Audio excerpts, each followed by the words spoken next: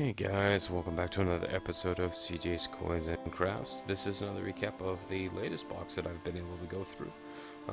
There was actually a lot of good 60s and 70s that I found out of this box compared to the other boxes that I've normally been able to get through.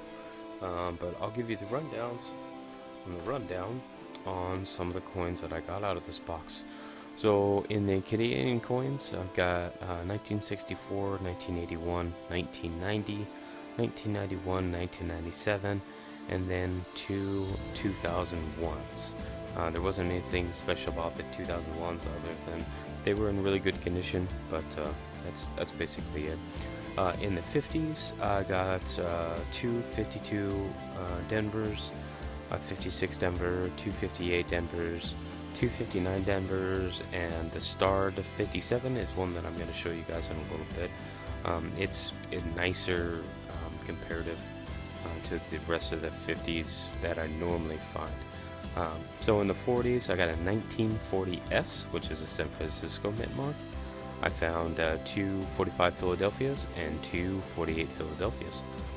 I didn't find anything really old in this box, and that I was kind of bummed about. Because in the two previous boxes that I was able to go through, I found a 1913 and a 1917S, and then in the last box, if you guys have watched that video, there was a 1929. But I feel like that the quality of the 60s and the 70s that I got out of this box make up for that. I did find a couple error coins that I'm going to go through here in just a minute, but I just wanted to cover that to begin with. So I'm going to jump right into the error coins. This first one is a 1999. The first error or variety that I would look for in the 99 Philadelphia is the wide AM. This one is not a wide AM, but what I will do is I will put up a picture, because in the middle bay where Lincoln sits, I'll show you guys. Right on this right side, there is a small, it's very minor, but there is a small double die on the column on the east side of where Lincoln sits. You can't see it with the naked eye. It's going to require magnification, so I will show you guys a picture on the screen on what it's looking for. I think that I've got it matched up to, I believe, number 26 or 23. Looking on the files from Wexler's doubleddie.com.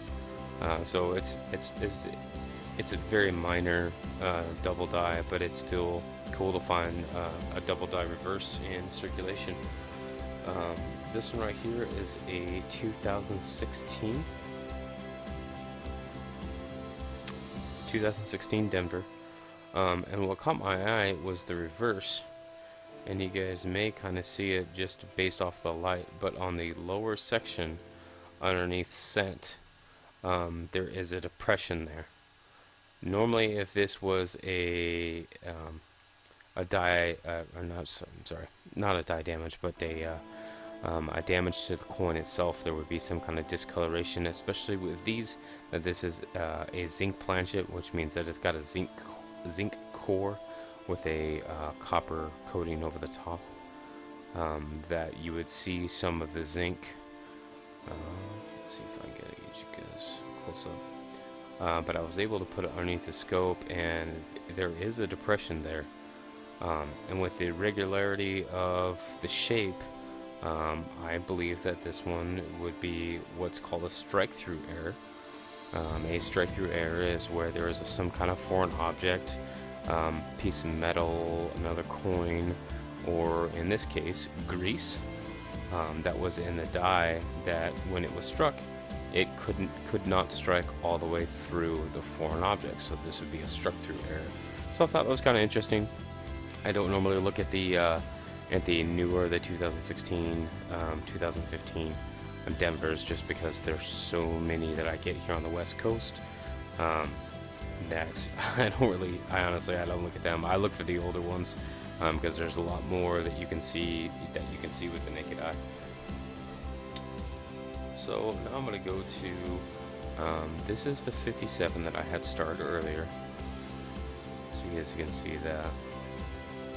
Really nice condition. The fields are pretty clean on the obverse and on the reverse. There's a couple of patches of carbon buildup, but overall the coin is in really nice condition.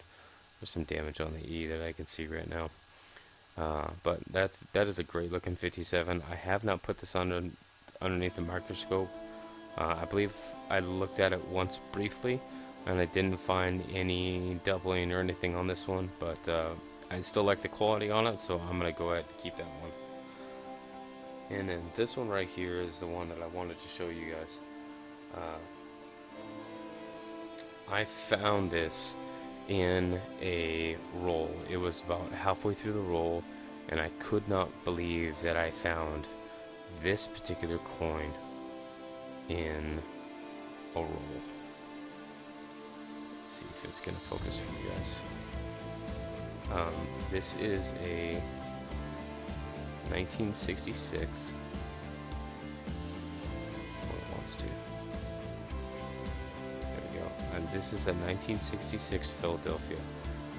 But if you look at the obverse, there's almost no marks on it whatsoever. And that's what I thought was really interesting, that especially something that was in circulation, this thing has barely any normal wear on it. Even on the reverse is like crazy clean. I still don't see any marks on it right now. The edges are very clean, very straight. So right after this video, this coin is going into a 2x2 holder, because I do not want to get this one damaged or dinged up at all. This thing is such in nice condition that I really could not believe that I found this in a circulation roll. So it proves that once in a while, as long as you keep looking, you can find some really great quality ones.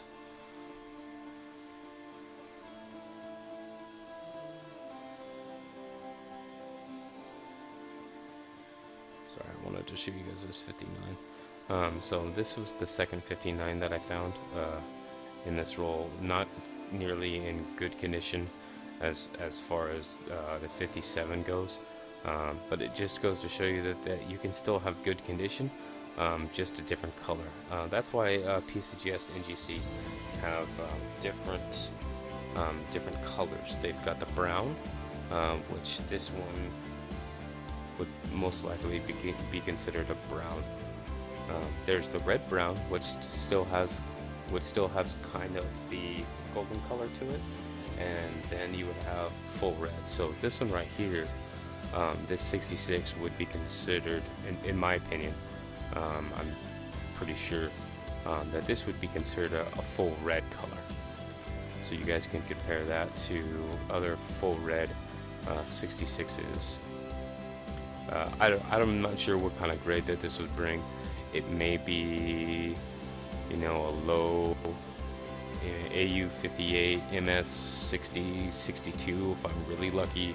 I really don't see anything higher than maybe a 65. Definitely not anything near a 68 unless it just ended up that way. But that's definitely one of the great ones that I have in my collection right now. Alright guys, that's the recap from this box. I'm going to get some more coin later this week, and I will get another video out to you guys later this week. And until then, I will see you guys on the next box.